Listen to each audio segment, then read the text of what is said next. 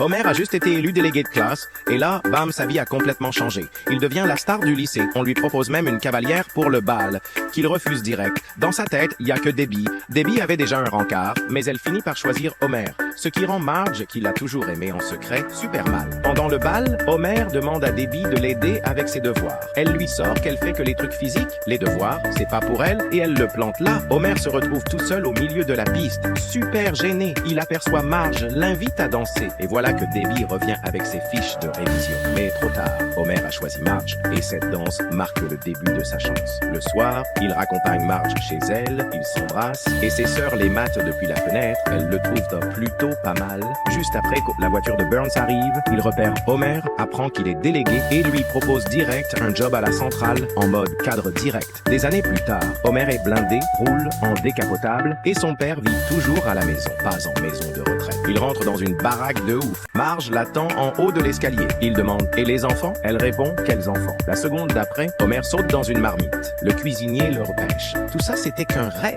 Dans la vraie vie, Homer n'a jamais été élu. Il déprime à fond, même ses bras sont recouverts d'algues. Marge essaye de le sortir de là et l'emmène au mur des honneurs de Springfield. Et là, surprise, une plaque avec sa tête, juste à côté d'un mouton. C'est un peu absurde, mais Homer est content. Enfin, il a une certaine notoriété.